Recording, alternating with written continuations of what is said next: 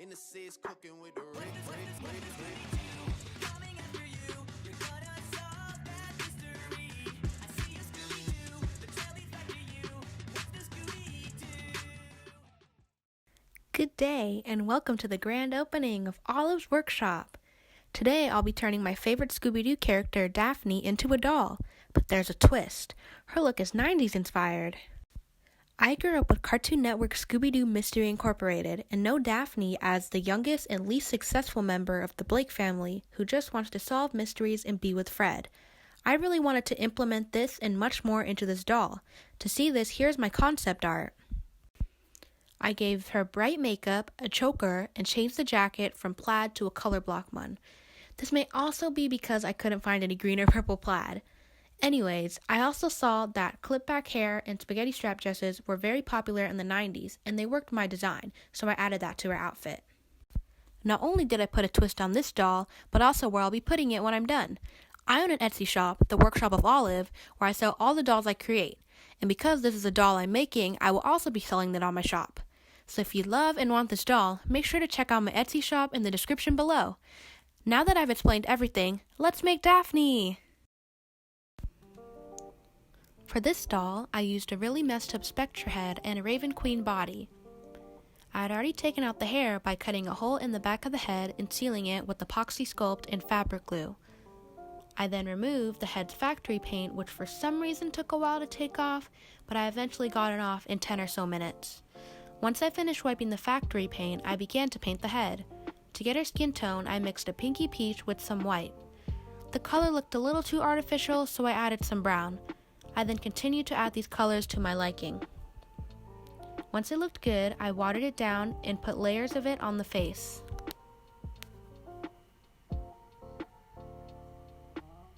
The color looked nice, so I also added watered down red on the head. While the head was drying, I grabbed all my purple fabrics I had. Of course, before sewing, I made patterns out of scratch paper. Shown on the screen, I made sleeves, a back piece, and front pieces. I then duplicated it for the color block. To know where to sew and cut, I made dotted lines out of marker. I cut the pieces and began to sew. To sew them, flip the pieces inside out, put them together, and sew the tops. Make sure they're inside out because I made that mistake many times. I then sewed the back pieces together and the front pieces to the back. This should make a vest.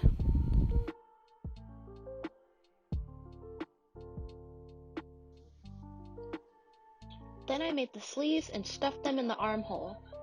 To sew the sleeve, you want to sew the part of the sleeve that is sticking out to the tiny tab on the inside out part of the armhole. Shown right here.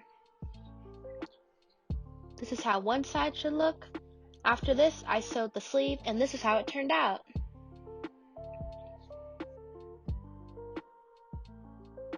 Daphne also has a dress, so I painted some ribbon to be the straps. Here's what the dress looks like inside out. The straps started to fall apart, so I made another one. Now back to the face. All the paint had dried, so I coated the head with watered down Elmer's glue all so the paint wouldn't chip. Once the head was dry, I grabbed my hole making needle, my reroot needle, and the hair Reba from the Doll Planet. I then grabbed my hole making needle and began repoking the holes on the doll's head. This may seem weird to some doll customizers, but I do this because my reroot tool is a little weak and I don't want it to break. After poking the head, I protect the painted face with some scrap fabric, where I cut the top in a V shape and some sewing pins. Once I pinned all around the face, I tie the extra fabric with a rubber band. This is so the covering doesn't come off. Here's what it looks like. Now for rerooting time. I grab my needle and hair and get going.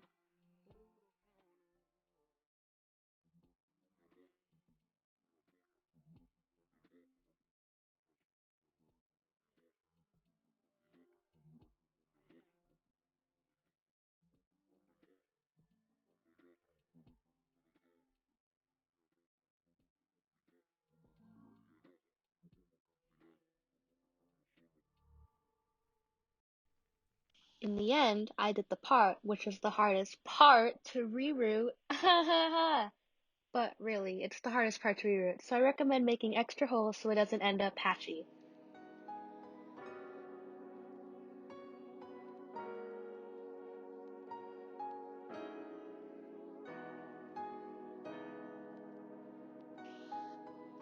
After rerouting all the hair plugs, I grab some Elmer's glue all and coat the head with it so the hair doesn't fall out. It was cold at this time, so I had to dry the head with my lamp. Once it dried, I heated up some water, grabbed my tongs and a cup, and I began to flatten the hair with hot water. I recommend having an extra comb or stick to style the hair while taming it.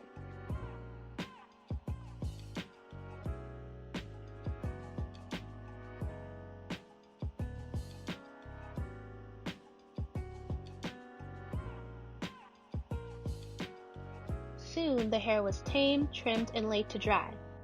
I prefer trimming the hair when it's wet because it's not too many little hairs that are flying around. After the hair dried, I wrapped it up to prepare it for the face-up and sealant.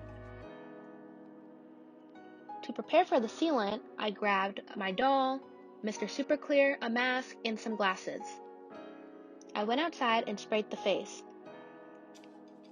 Doll customizers probably noticed that the distance between the spray and can is too close and will probably mess up my doll's face. So let's see what happens.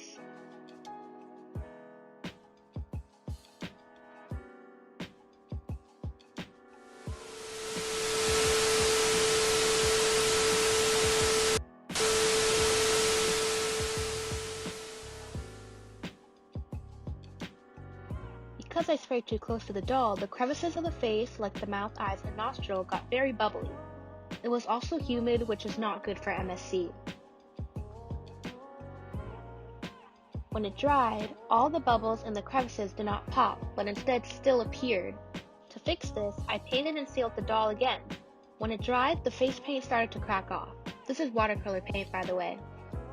After a week of waiting, I decided to grab my MSC and spray the doll in my bathroom. The sealant turned out great, so I grabbed my Mungyo soft pastels and watercolor pencils and began to do the face. Before I started to write the eyes on, I had to test out a couple colors, so I tested some maroons, some olive greens, and even some grays. I started off with the olive green, which went on a little bit, but you couldn't really see it.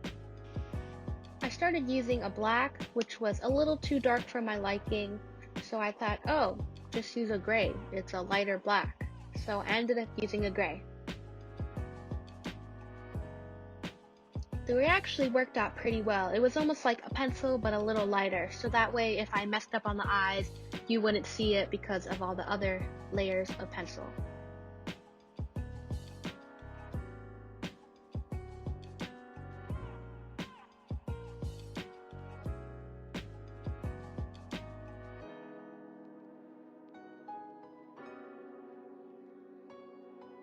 I was able to get a simple shape with the gray pencil, so I went in with a darker color like black. Fast forwarding to more progress, you can see I did the eyelashes and the pupils, and now I'm adding on some pastels. I wasn't sure what to do for her eyebrows, but I decided to go with the black as shown in many cartoons. I didn't want to make her eyebrows too thick because I saw that in the 90s, thin eyebrows were quite popular.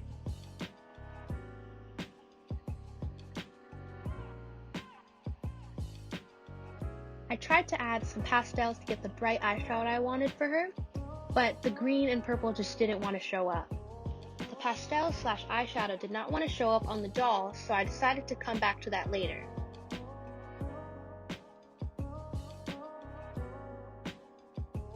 I then made the base eye color by mixing a turquoise with a sky blue.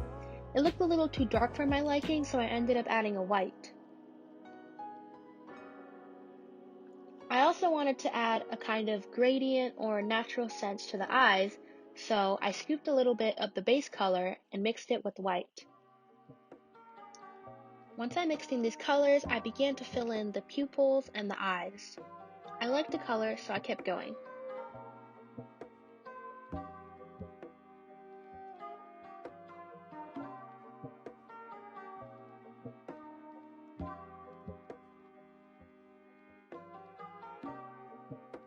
I then filled in the rest of the parts of the eyes shown by the colors I used with my color pencils.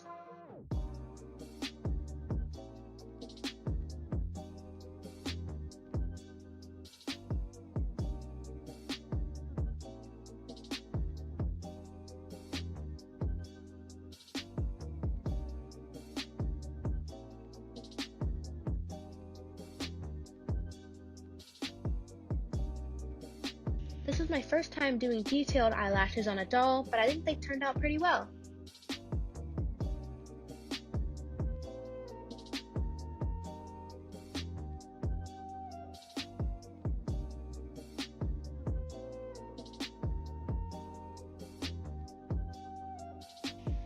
I also made a little bit more of her skin tone paint because I mess up a lot and I just needed that, so I recommend doing that if you mess up as well.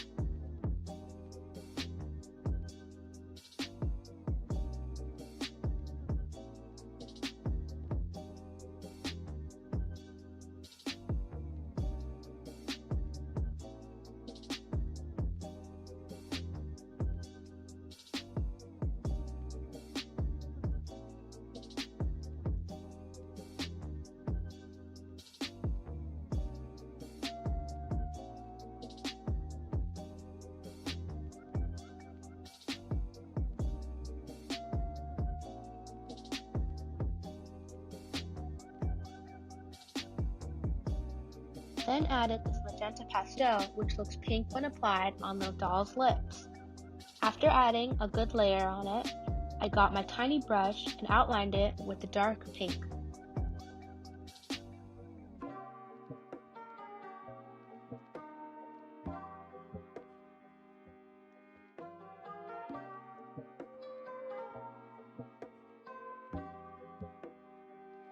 After being almost done doing the face, I added little details like the pinks in the eyes, fixing up any eyebrows and the lips and so on.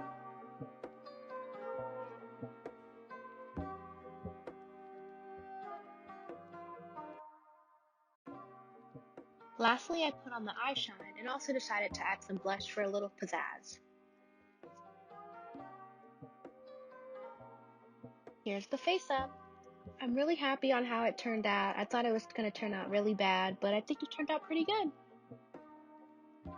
I also added freckles because I just thought it'd look cute on her, and I think it does.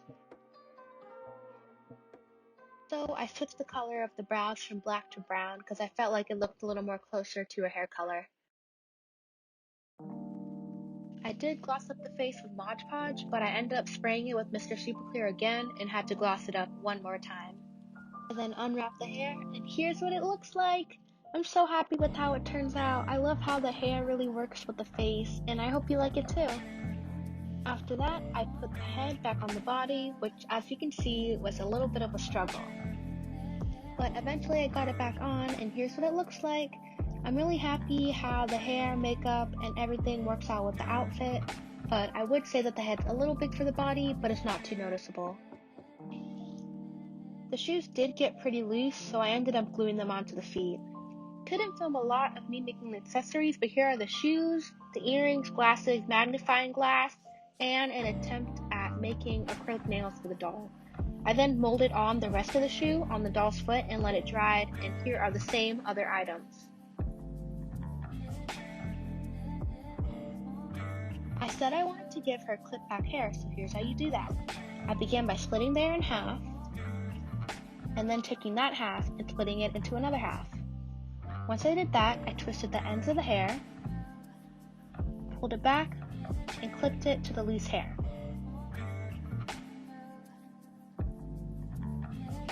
I then split the bottom part in half and did the same steps. I then adjusted the clips to make sure they're even, and here's how it looks. Now for the final reveal.